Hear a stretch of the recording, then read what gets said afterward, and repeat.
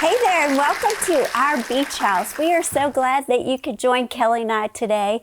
We always say it's going to be a great show, and it is. It's going to be a fun one. We're going down memory lane today. Memory lane, we want to talk about conventions. Southwest Believers Convention has been part of our lives all these years, and we thought maybe you'd want to hear some behind the scenes and show you some things that you can expect this coming year. But you know, we've lived our lives, so much of it going to the convention in Fort Worth, Texas. If you've been there, you know you received the word. And if you haven't, we want to encourage you on this show to come. Yeah, join us. You know, it's just a week of immersing yourself in the Word of God. I mean, it's like, 5-6 services a day. It's just a variety, too, of ministers, and it's just a wonderful time to, just sit there and soak up the Word of God and then go home and apply it. Well, I think that we can both say it's really shaped our lives. Oh, definitely. And there's been so many moments. So we're going to talk about a lot of those moments today, and, you know, it would not be convention without the Savells. You guys have been there since the beginning, and, you know, tell me about your first memory and how long, you know, how your dad got connected to his first convention. Well, do you remember? My dad has spoke in every Believers Convention they've had, all of them, the ones in California and North Carolina. Every Believers Convention, my dad has been there.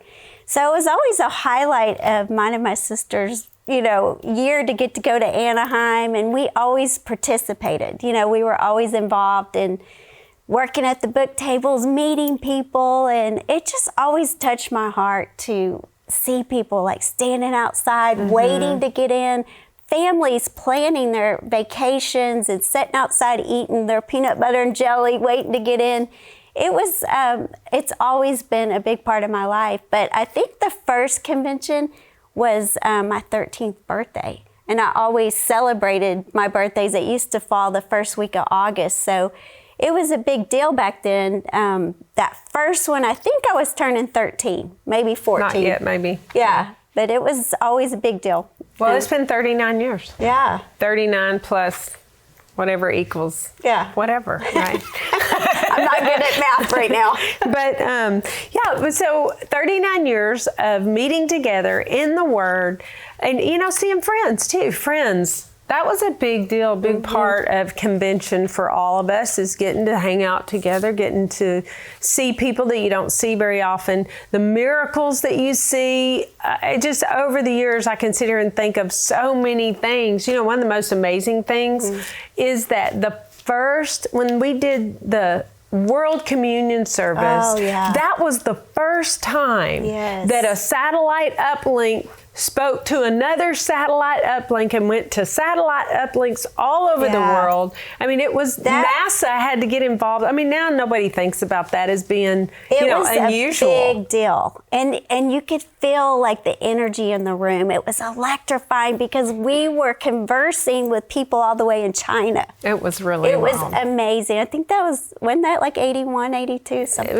I think it was maybe 82. But but in this year, it's going to be a great meeting. So we want to show you a little bit about what you'll see when you come to Southwest 2019. We release our faith for the greatest Southwest Believers Convention in history. What kind of convention are we at right now? All the greatest Word of Faith teachers here, and the atmosphere of all the Spirit-filled people is really like you can touch it. It's so tangible and so electric. There's a difference in being like here in the atmosphere where you're around other people of like precious faith. I think it's really important to just be physically present. Get in this environment with like-minded believers. It will change your life. This conference is going to be the best conference you've ever had in your life. When you get saturated with the Word for 10, 12, 13 hours a day, I mean, that's a gift that you give yourself. Don't miss the Kenneth Copeland Southwest Believers Convention, July 22nd through the 27th at the Fort Worth Convention Center. Register today at kcm.org/SWBC. And remember, Jesus is Lord. Come on, amen. Let's go. Okay, so Jerri Ann and I want you to come. So a week in the Word, that it will change your life. Well, we've experienced wonderful times there, and Bad times. Great memories. Great memories. Again, most all my birthdays were spent there. You were at almost every birthday party. Yep. You got lots of gifts. Yes, I did. Lots of Elvis gifts. But we had so many great memories and fun times there. Our kids have grown up there. Max was a convention birthday kid too. I mean, depending on where it actually landed, Max was born August 2nd. August 2nd, 1991, and that was on a Friday, and convention started on a Monday. Usually we'd go to the hotel on Saturday or Sunday. So people thought I was crazy, but I left the hospital. Straight to convention. Went home, got my suitcases. I remember. And went straight to the hotel. I didn't even spend the night at home. So people said, I can't believe that you came to convention right after having a baby. Staying in a hotel. I said, are you serious? Prince Max held court. People came for 3 till Thursday. I think I went to the meeting, but from Monday until Thursday, I just sat in my room, had room service for my kids, had maid service for me, and it was great. Yeah. It's a great idea. Go to a hotel after you have a baby. I so remember thinking, wow, Kelly. You brought your newborn to convention. Well, I remember too, I know I'm probably taking too much time to talk about this, but it was so cute. When I got off the elevator, there were little bitty baby footprints taped to the floor all the way to my room. How cute. Some friends had done that. And then our kids grew up having their birthday parties. Cowboy parties. Wichita Slim showed up at one of the birthday parties. I know, those are the cutest pictures. Max was like a year old. And he had a cowboy party for several years. So I've got cowboy party there, cowboy party, downtown in Cowtown. So he really did have lots of great birthday parties. Yeah. But I think those boys grew up thinking they owned the place. Well, but thinking about us, we used to have meetings at the Queen Mary, and we thought we knew every corner of the Queen Mary, and so I know how they felt. But they really, Max would be like, he'd play that Copeland card. Do you know who I am? Do you know? And I had to tell him, oh, Max, because we're Copelands, we don't get served more. You need to serve people more. But anyway. Well, when Mark, James, and Preston were little, I took them to the convention center to see the Ice Capades. And we're in there, and Mark James, I think he's probably 5 years old, and he said, Mom, does Papa Copeland know that they're using his building? And I said, it's not his building. And he was like, what? And I said, no, he just uses it for that week. But he was just shocked that Papa Copeland didn't own that building. Yeah, that was their whole frame of reference. But, I think Max finally got it. I mean, it didn't help that my dad, there was this one year, I had him dressed as a little cowboy. And this one year, and he was sitting up on the front row with me, and he was just so cute. Dad just called him up, and they had a little stage time, so he got into that. Yeah. But after that, he said to me it's been 5 years ago. He said, maybe longer. He said, people just don't know who I am anymore. They just don't recognize me. I said, Max, that's not true. And he said, yes, it is. I said, no, it's just because we sing more. The girls and I were doing Strand of Pearls, and singing bluegrass, all things together. We enjoyed that. But he goes, no, it's true. Well, that day or the next day, he comes and he goes, I told you it's true. He said, I was in an elevator, and this lady says to me, are you here for the Copelands? And he said, yeah. She said, I know all the Copelands. I know everything about them. And she was talking to him about all the Copelands. Aww. And where are you from? He's like, it's true. I am a Copeland. I know.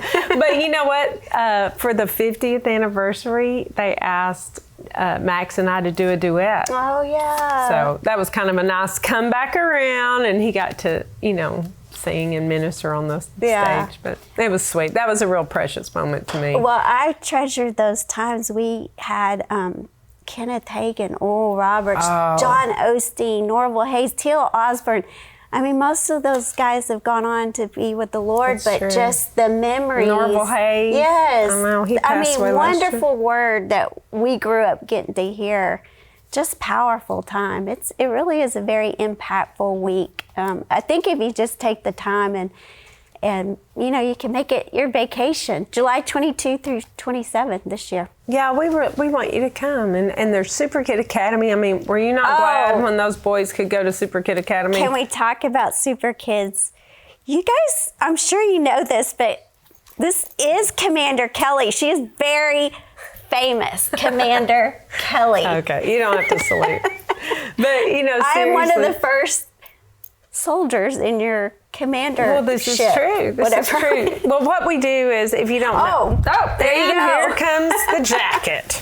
Yes. Yes, put it on. I'll just leave it here for just a minute. That feels good. You might want. It's cold in here sometimes at the beach house. No, but so what we do, let me tell you, before we go into those stories about that, I want to tell them what we do for Super Kids. So every year we have full-on convention for kids and for youth. And so for the kids, it's been Super Kid Academy for years and years. And Commander Dana, Commander Linda, they bring a word that is life-changing to the kids every year. Awesome. Kim Stevenson makes it all happen and makes sure, I mean, it wouldn't happen without her. She's amazing. She is amazing. There's so many minute details. I used to just show up. I don't even get the magnitude of what it takes to put that all on and then have all those kids in there for hours. Hours, because convention starts early. She's over there like, but if you're coming, I was asked to give this information. Please pick up your kids after service. One year I have forgotten a few of mine. And sometimes people have left them during lunch. Oh, it's wow. really sad. I never did that. Then the team doesn't get to eat lunch, and the kids like, where's my mom? But I was doing announcements one year, and I said, so pick up your kids after service, because anyone who's left after pickup time will be given an espresso and a puppy. So it improved when we started making the announcements. But it's the kids do go away changed. Oh yeah. But it started with doing specials and stuff at conventions, special things that came from the movies and the cassettes that we did. Our first cassette was, just Super Kid Academy, and about a bunch of kids coming to this camp to learn more about Jesus and become a super kid. So Kellie needed some dancers for her first big dance production at the convention. And so she asked her little sisters, Jerri and Terry, and her cousin Nikki, and a few other people, to dance with her at convention. I'll never forget that, and I only did it because I love her so very much. But the funny part was, I was married and expecting my first child. I looked about 16, but I was 21. And so I was up there dancing, and my dad leans over to someone and says, well, one of those super kids is super pregnant. That was me. I was like, only for Kellie would I do this. So you were not the one doing the gymnastics across the stage. No. But I think that was actually my cousin Nikki. But you know what? Here's the one uniform. I think this was the second movie, and then I had other uniforms for the other movies and stuff. But I made that beautiful outfit that you got to wear. And I got sweatsuits, and I painted them with puff paint. I remember that. And if you're old enough to remember this, there was a store called Units. Do you remember that store? You'd buy plain tops and plain pants that were like t-shirt material, and it had a stretchy belt around it that was t-shirt. Do you remember those? And so I did all of that, and they were not really all that good looking, but it was the best I could do, and it was on a budget, and I had nobody sewing a beautiful outfit like that for me. So, amen. But we, that really just started the specials that we did. We had General Fear land on the roof of the convention center and come in the back door with fog and smoke machine, and my dad and I had this exchange with him. It was so funny. And then we had Your and dad the guys really gets rappel into it. He does. He goes, that'll be the day. But we had these guys rappel from the ceilings. I'm trying to think. That was a really cool year. We did a Calypso Island drama. We did praise and worship. The kids would come in and do praise and worship in there in the adults arena, and it would just, I don't know, it's just always exciting, and always you never knew what was going to happen. But very good memories. But we've also walked through some challenging times during convention. That's true, and we could do just a awesome happy show, but I really felt like the Lord wanted us to maybe not dwell on some of these things, but mention them, because we mentioned Nikki, my cousin, and Nikki.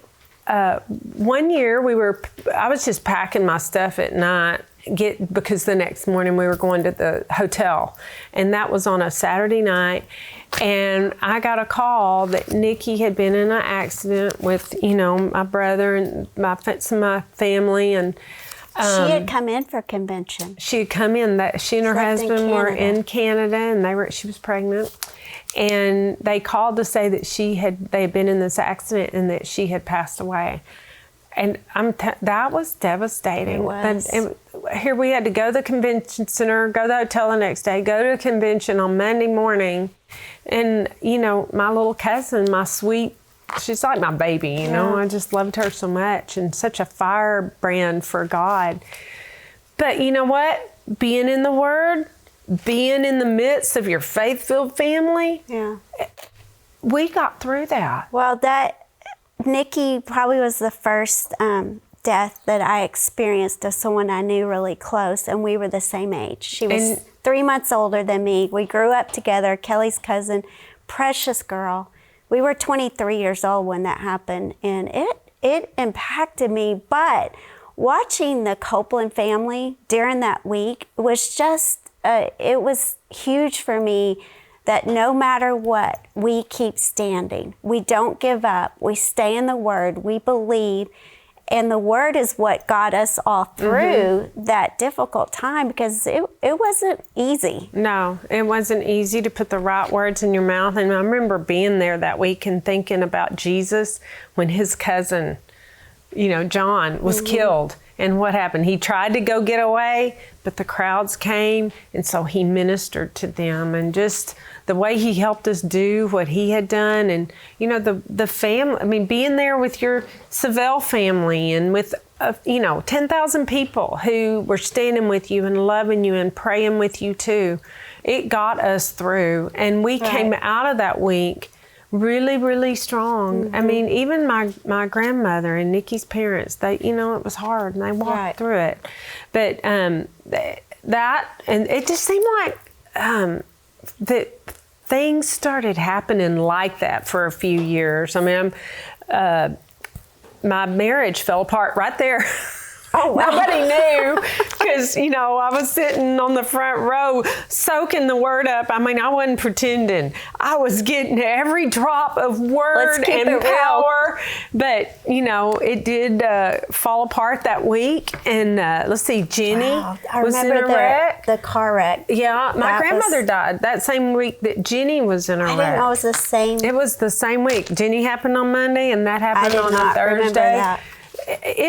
It was weird, but I bet that you never heard the other side of Jenny's story, because I really, it's not part of what I've shared a lot, but Jenny's testimony. In fact, I asked Jenny to put it in her own words, so I'm actually going to read it to you, because there was part about Mama Jenkins. I don't even know if you know who Mama Jenkins is, but I'm going to read it to you.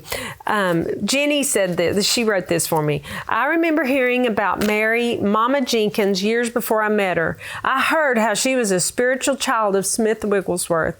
I heard how she would walk into insane asylums, and knowing the power of the living God, she would walked out along the patients and leaving them in their right mind. She said, I had never met her, but was so inspired by her life. Little did I know at that time that the Lord had used her so mightily. When I was 18 months old, I was in a fatal car accident.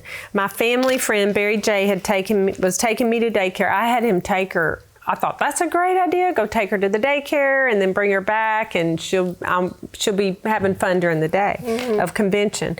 I had just learned how to get out of my car seat myself, so I began to wiggle out. Barry J. Saw was out of my car seat and turned around to tell me to get back into it. And so when he turned back around, the car went off the road and flipped 7 times, end over end and sideways. She flew out of the window and landed inches away from a sharp rock and a foot from a barbed wire. I've heard stories of 18-year-olds flying out of the car and dying on impact.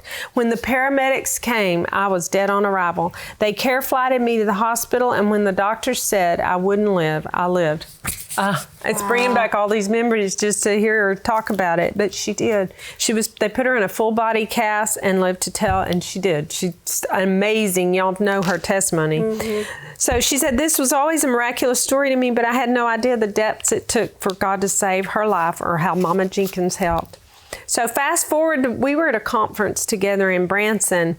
Jenny still had never met her. So she says, I walked into a room where my mom and grandmother were and could hear my mom retelling the story of the accident. I wondered why they were mentioning this to Mama Jenkins. So I got closer, and at that moment, Mama Jenkins saw me. She asked my mom, so she's the baby? This is the baby? So slightly confused, Mama Jenkins began to tell her side. In 1988, Mama Jenkins was in Houston, Texas, and heard the Lord say, go to Fort Worth and pray for the baby. Wow. I know, it's giving me chills. Those were her only instructions. So as Mama Jenkins did, she hopped on a Greyhound bus, headed towards Fort Worth to pray for the baby. She's an old lady. She got to Fort Worth and walked off the bus, and she heard the Lord say, go to the Civic Center. She didn't know what she was doing. Wow. And so she went to the Civic Center in Fort Worth, and we were in the middle of our convention. She walked in and the meeting had already begun, and she said 2 of the biggest angels she'd ever seen took her to a seat near the front. They flew off, and as they did, she heard them say, thank you for praying for the baby. As she sat down, my grandpa was telling the story of the accident and that I would be okay. And he announced his mother had gone to heaven the same week, and Mama Jenkins always said she was sent to our family that week. Wow, I didn't know that part of the story. And the fact that Jenny was alive was miraculous, but how God orchestrates. We've had so many incidences of angels being in the convention center, up here, over here. How he orchestrates our life and our well-being like that, and how he sees each and every person sitting in that arena, or how he assigns a little old lady in Houston to get on a bus and come to pray for the baby. That's amazing. I don't know. There's so many things, we've got Super Kid Academy and Southwest Believers Convention for 1440. There's so much. And God changed our lives, changed mine and Kim's life last year when Todd White laid hands on us for fire. I think you'd agree with me that our destiny has been so led and empowered and propelled. And at times when it was hard, and of course we started taking communion. So that changed everything. Well, the enemy does not want a body of believers coming together like that in union. I mean, he's going to do everything he can to bring, some kind of devastation, destruction. But man, your family, y'all just fight through it and keep preaching. Well, we finally wised up after that. We started pleading the blood of Jesus before every convention and charging the angels and taking authority, and that didn't happen anymore. But being in the Word, I guess as a wrap up, being in the Word made those times you got through to the other side. Being full of the Word. I'm glad it happened that week because we were full of the Word. And putting the Word in your life is a critical thing. Getting the Word in your teenager's life. We've got 1440. Get them there. Get them there. Yeah. We want to make sure you come. We're doing some special things. Yeah. If you come, we would love for you to find us, and we'll be going live on our social media and everything. We might be giving some giveaways, And so it'll be a great time. I just want to encourage you to think about coming. And if you can't, it's always online. You can watch it online. And I know you'll be blessed by it. And just putting the word inside of you is just so important. So just again, to an official invite, watch this clip. I think it's really important to just be physically present. Get in this environment with like-minded believers. It will change your life. This conference is going to be the best conference you've ever had in your life. Don't miss the Kenneth Copeland Southwest Believers Convention, July 22nd through the 27th at the Fort Worth Convention Center. Register today at kcm.org/SWBC. And remember, Jesus is Lord. Come on, amen. Let's go. You know, if you can't find us, go to Brother Jerry's service and look on the front row, and this family will be there. We've got years of pictures, of front row pictures, but I think it's precious how your whole family is right there listening to your dad preach. Well, I've tried to honor my dad, by being there and the whole family representing him and just supporting him. So it's kind of tradition that all the children line up and come hear their papa on Thursday night. I love it. I love it. And I hope you're there too. And I want to issue a challenge to you that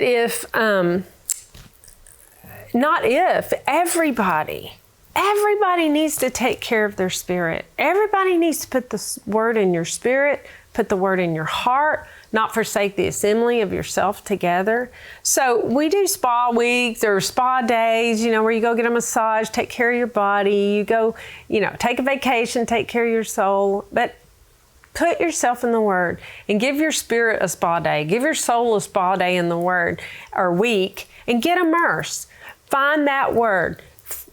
Get yourself in it. Find relationships and friends to get in the Word with. Yes, and I pray over you today that there be a stirring on the inside of you to want to get in the Word, to immerse yourself in a relationship with the Lord, listening to messages and getting online and getting a part of this convention if you can't be there. That God has a word specifically for you. It'll be great. It'll be powerful. Put it on your calendar, July 22. Yeah. We're out of time, so thanks so much for joining us. I hope you enjoyed going down memory lane with us at the Beach House. We'll see you again next week.